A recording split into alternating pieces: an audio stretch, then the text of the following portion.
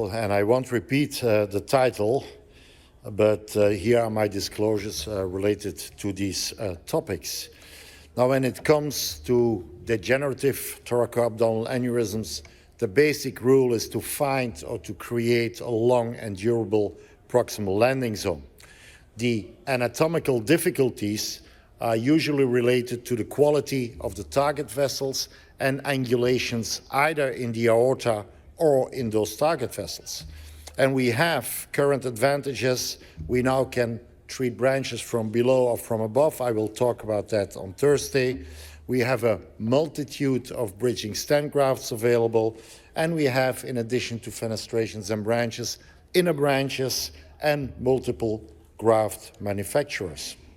When it comes to post-dissection aneurysms, there are a number of added features that we need to take into account. The access is usually not a problem with regard to diameter, but you have to make sure that you are in the true lumen throughout the aorta. And this can sometimes be slightly more difficult. In this case, we decided to use a dummy sheet to prove that we were able to pass, and then did the first stage of the procedure, which in this case was a triple arch branched device. The small true lumen has been handled by staging, by tapering the main graft, and nowadays also by thermal septotomy. The most difficult part is to correctly orient your fenestrations and branches, because you never know how much the true lumen will open.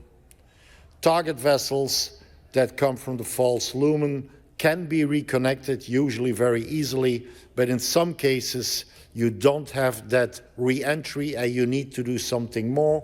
We have better sheets, we have steerable sheets, we can use the back of a wire. We use the TIPS needle, published it. Nowadays we like to use the B-back re-entry needle and catheter. This is just one example where you see that the right renal artery comes off the false lumen, no connection.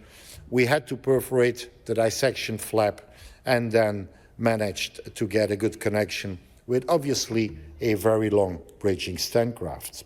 And this was the end result. As said, the B-back re-entry needle, should I say, is a steerable needle on a relatively flexible catheter. You can use it to perforate the dissection membrane.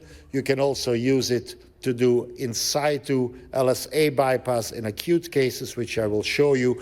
And the tricks are always to support that catheter and needle with an additional sheet to give it stability and to use it more like a spear rather than a needle. And for the in situ bypass, we like to use a balloon inside the graft. Here you have an example where we have a guiding sheet and we perforated the graft, which worked well, and then with a little cardiac Sterling balloon, you can see the notch, which is exactly the place where you perforated the membrane of the graft, and then you know how to position your bridging stent graft. And this is a trick with a balloon inside the lumen that gives a good stability, and the needle will perforate immediately, and you will be sure that you're inside because your balloon will rupture. And then this is the insertion of a B graft, 7 millimeters to finish the job. Soft and wide target vessels are to be taken into account. We need to go deeper in those target vessels, otherwise you will have endoleaks and the need for a reintervention. Finally, the dissected distal landing zone is a problem. Initially, we started with oversized graft limbs, and we hoped for the limb to push the dissection membrane against the wall and stop the 1B endoleak. This doesn't happen all the time. Here you see a persisting endoleak, and then we had to finish the job with 2 IBDs coming from an upper approach to insert the bridging stent graft. Nowadays, we don't mind using an IBD in the initial procedure, because even if we don't have a true lumen with a wide lumen, we know that we will find our way, and with kissing ballooning and stenting, we can reopen the true lumen completely.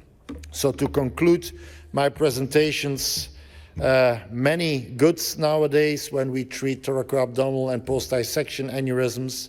We also have several options to handle the bads.